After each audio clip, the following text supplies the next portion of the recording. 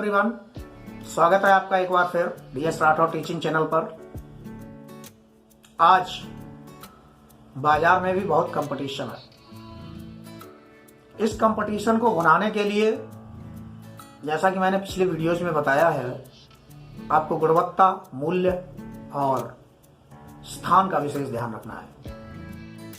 गृह संप्रेषण अवश्य करना है और ग्राहक का भरोसा जीतना है।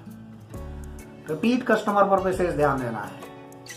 अगर कस्टमर दोबारा आया है तो उसका फीडबैक लेना ना भूलें। इन्हीं बिंदुओं पर आधारित है यह वीडियो। तब तक चैनल को सब्सक्राइब कर लीजिएगा, लाइक करिएगा, कमेंट करिएगा। ग्राहक का भरोसा बहुत बड़ी चीज है। कुछ दुकानदार कहते हैं कि नहीं, ग्राहक जब तक 5 जगह मोल भाव नहीं कर लेता है तब तक उसका मन नहीं भरता है। मोल भाव के लिए आपको स्थान का चयन करना होगा। ऐसे स्थान पर दुकान रखिएगा जहां आपसे संबंधित और दुकानें हों, जिससे कि ग्राहक को मोल भाव करने का मौका मिले। ग्राहक मोल भाव करेगा, यह उसका अधिकार है। कौन नहीं चाहता है कि हमें वस्तु अच्छी मिल जाए और मूल्य कम से कम देना पड़ेगा। और ऐसा है नहीं। कई वस्तुओं पर मैंने स्वयं देखा है, बाजार में कई वस्तुओं पर 50% से ऊपर तक पैसे ले लेते हैं दुकानदार।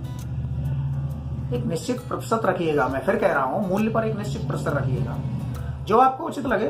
10%, 15%, 20%। 20% से अधिक ना रखें, क्योंकि इससे अधिक यदि आप रखेंगे तो कहीं ना कहीं आप उस ग्राहक का भरोसा खोएंगे, ग्राहक को खो देंगे। रिपीट कस्टमर पर फर्क पड़ेगा। जैसा कि मैं आपको बता रहा हूं, स्थान आपने देख लिया।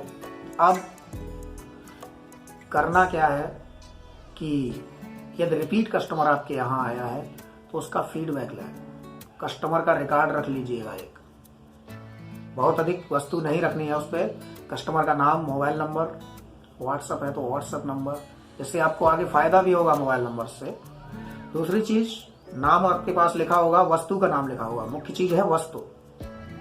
उस वस्तु के संदर्भ में आपको कस्टमर से फीडबैक लेना है।